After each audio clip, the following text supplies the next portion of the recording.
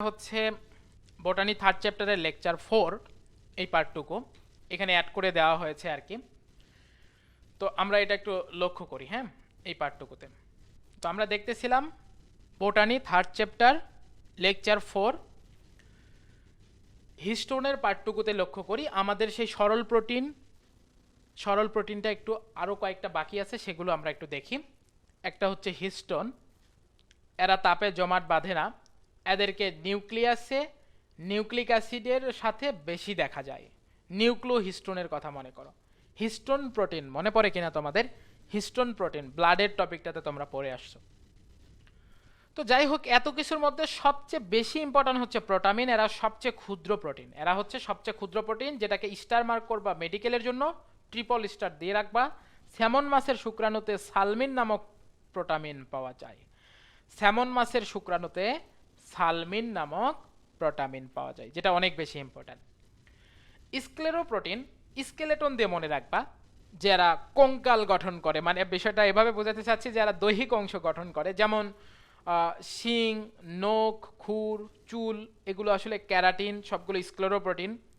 চামড়ার কোলাজেন, হাড়ের টেন্ডন, এগুলো আসলে স্ক্লেরোপ্রোটিন, যারা কঙ্কালের সাথে রিলেটেড। তো প্রোটামিন হচ্ছে সবচেয়ে ক্ষুদ্র প্রোটিন, আর স্যামন মাছের শুক্রাণুতে সালমিন নামক প্রোটামিন পাওয়া যায়। তার পরের অংশটুকু লক্ষ্য করি, সেটা হচ্ছে যুগ্ম বা সংশ্লেষিত প্রোটিন বা কনজুগেটেড প্রোটিন বা যুগ্ম প্রোটিন। ভালো করে মনে রাখো, নিউক্লিয় প্রোটিন বুঝতেই পারছো এখানে কি ঘটতে পারে, যেখানে একটি সরল প্রোটিন এবং একটি নিউক্লিক অ্যাসিড পাওয়া যায় যে প্রোটিনে, তখন সেটাকে বলা হবে নিউক্লিয় প্রোটিন। এবার আসো তোমাদের সেই মিউকোপ্রোটিনের কাছে চলে আসছি, গ্লাইকোপ্রোটিন। যেখানে কার্বোহাইড্রেট এবং প্রোটিন একসাথে থাকলে তখন সেটাকে আমরা বলি গ্লাইকোপ্রোটিন বা মিউকোপ্রোটিন। লিপোপ্রোটিন, লিপিড এবং প্রোটিন একসাথে থাকলে তখন সেটাকে আমরা বলি লিপোপ্রোটিন। গাঠনিক উপাদান হিসেবে বিভিন্ন মেমব্রেন গঠনে কাজ করে থাকে। কিভাবে মেমব্রেন গঠনে কাজ করে আমরা দেখব। কোষঝিল্লি গঠন করার সময় লিপিড বাইলেয়ার দিয়ে কোষঝিল্লি গঠিত হয়, এই জিনিসটা আমরা প্রথম অধ্যায়ে দেখতে পাবো। তখন আমরা জিনিসটা বুঝে যাব যে সেখানে লিপোপ্রোটিনের কতটা গুরুত্ব আছে। তো লিপোপ্রোটিন হচ্ছে গাঠনিক উপাদান হিসেবে বিভিন্ন মেমব্রেন গঠনে পূর্ণতা দান করে থাকে। তার পরের অংশটুকু লক্ষ্য করে, সেটা হচ্ছে ক্রোমোপ্রোটিন।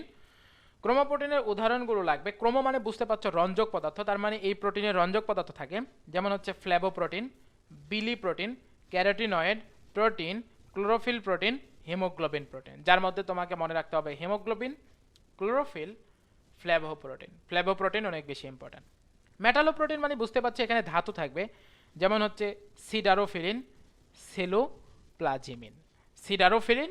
সেলোপ্লাজমিন। এটা তোমার মনে থাকবে না, তুমি জাস্ট মনে রাখো যে মেটালোপ্রোটিন, যুগ্ম প্রোটিন জিনিসটাকে যার সাথে একটা অ্যামিনো অ্যাসিড এবং তার সাথে অন্য কোনো জিনিস যুক্ত থাকবে, এটাকে বলা হচ্ছে যুগ্ম বা সংশ্লেষিত প্রোটিন বা কনজুগেটেড প্রোটিন। তারপরে দেখো ফসফোপ্রোটিন মানে বুঝতে পারছো ফসফেট গ্রুপটা যুক্ত থাকবে, ফসফরিক অ্যাসিড গ্রুপ। আর এখানে আসলে দুধের ক্যাসিনোজেন, ডিমের ভাইটালিন, এরা আসলে ফসফোপ্রোটিন। আর ফ্লেভোপ্রোটিন, এখানে খুব সুন্দর একটা উদাহরণ দেওয়া আছে, ফ্যাট, ফ্লেভিন, এডেনিন, ডাইনিউক্লিওটাইড। এই প্রোটিন আসলে ফ্লেভোপ্রোটিন। তারপর আমরা দেখতে পাচ্ছি উদ্বুদ্ধ বা উৎপাদিত প্রোটিন। এসব প্রোটিন প্রকৃতিতে মুক্ত অবস্থায় থাকে না, পাওয়া যায় না, এগুলোকে উৎপাদন করতে হয়, বের করে আনতে হয়। যেমন peptide, proteose, peptone, fibrin, myosin থেকে মায়োসান, অ্যালবুমিন থেকে অ্যালবোমাস। এগুলো আসলে কি করতে হয়, মুক্ত অবস্থায় তুমি পাবে না, তাপের প্রভাবে বা এনজাইমের ক্রিয়া কৌশলের মাধ্যমে অথবা কৃত্রিম উপায়ে তৈরি করতে হয়। এনজাইমের মাধ্যমে হয়তো অ্যাক্টিভ হতে পারে, হ্যাঁ, আবার ধরো যে তাপের মাধ্যমে সেটা হয়তো সক্রিয় হতে পারে, আবার কৃত্রিম উপায়ে সেটাকে তৈরি করে আনতে হয়। যেমন মায়োসিন থেকে আমরা পাই মায়োসান, পেপটোন, ফাইব্রিন, প্রোটিওজ। অনেকটা পেপটোন এবং প্রোটিওজের কথা তোমাদের মনে পড়বে, তোমরা যখন দ্বিতীয় অধ্যায় পড়েছিলা সেখানে এই ধরনের প্রোটিন তোমরা দেখেছিলে। হ্যাঁ, ভেঙে ভেঙে বের করা লাগতেছিল, একটা এনজাইম কাজ করে তারপর প্রোটিওজ, পেপটোন এগুলোতে রূপান্তরিত হয়। হ্যাঁ, তো যেমন দুগ্ধ আমিষ কেসিনকে প্যারাকেসিনে রূপান্তরিত করে, বিষয়টা ওই রকম। যে একটা এনজাইম কাজ করবে, তারপর সেই এনজাইমের কাজের উপর ডিপেন্ড করে তখন সেটা তৈরি হবে, এটাকে বলা হয় উদ্বুদ্ধ বা উৎপাদিত প্রোটিন, মানে একটা প্রোটিন থেকে আরেকটা প্রোটিন উৎপন্ন হবে। আবার গুণগত বৈশিষ্ট্যের ভিত্তিতে প্রোটিন দুই প্রকার, একটা হচ্ছে প্রথম শ্রেণীর প্রোটিন, দ্বিতীয় শ্রেণীর প্রোটিন। একটা হচ্ছে প্রথম শ্রেণীর প্রোটিন আর একটা হচ্ছে দ্বিতীয় শ্রেণীর প্রোটিন। আমরা তার পরের অংশটুকুতে লক্ষ্য করি, প্রথম শ্রেণীর প্রোটিন কারা?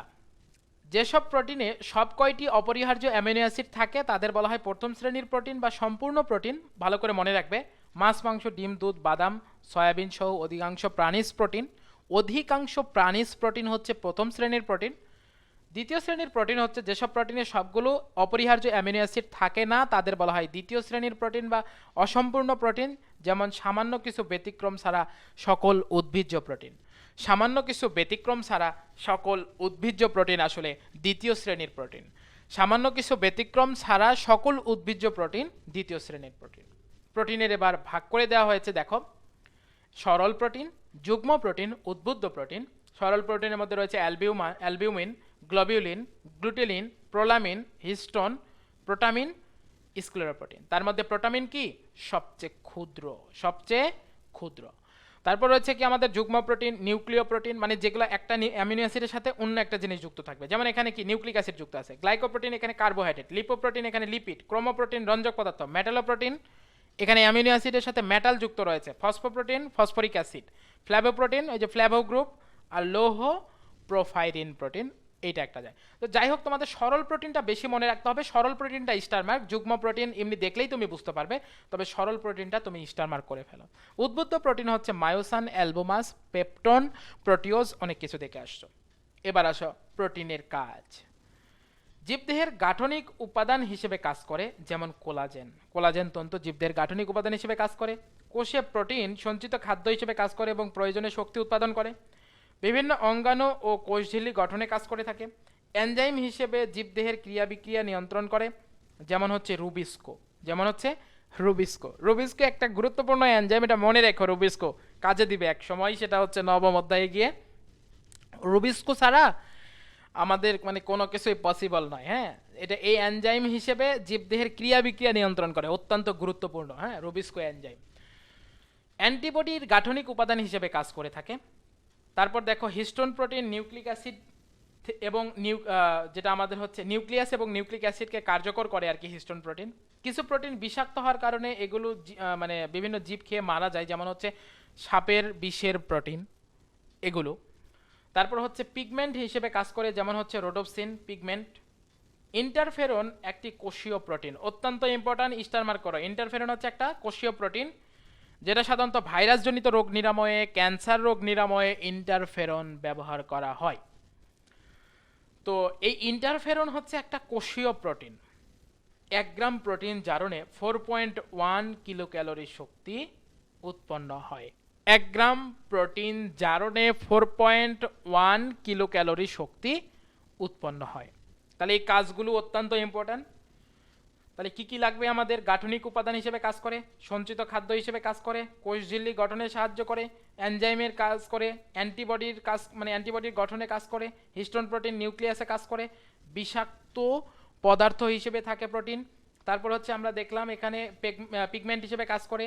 ইন্টারফেরন যা কোষীয় প্রোটিন, যেটা আমাদের হচ্ছে ভাইরাসজনিত রোগ, ক্যান্সার এগুলোতে কাজ করে থাকে, ব্যবহার করা হয়। আরেকটা দেখলাম 1 গ্রাম প্রোটিন জারণে 4.1 কিলো ক্যালোরি শক্তি উৎপন্ন হয়।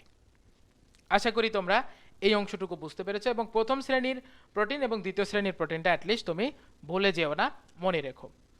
পরের অংশটুকুতে আমরা একটু যেতে চাই। জীবদেহে প্রোটিনের ভূমিকা।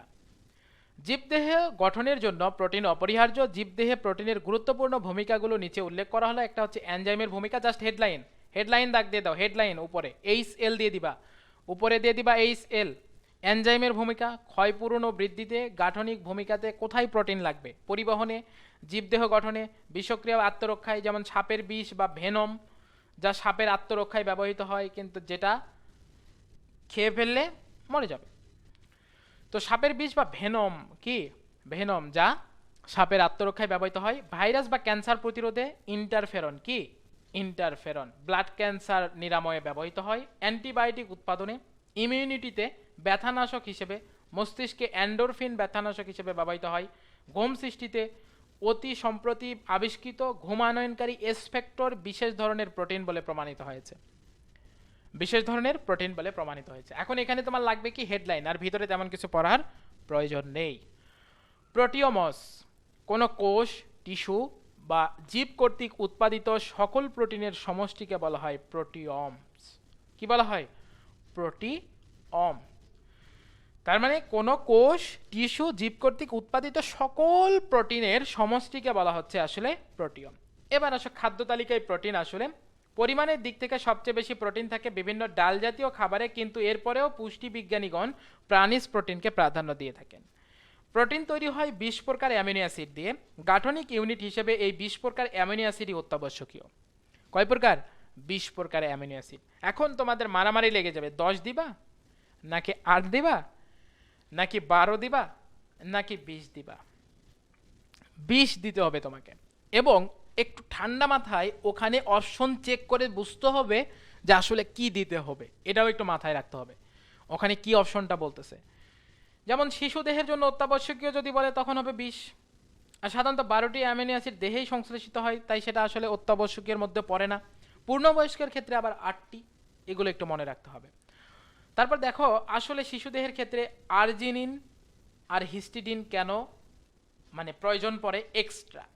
পূর্ণতা প্রাপ্তির আগে জন্মানো শিশুদের আর্জিনিন তৈরির প্রক্রিয়ার সূচনা হয় না, তাই খাদ্যের মাধ্যমে তাদের এটা পূরণ করতে হয়।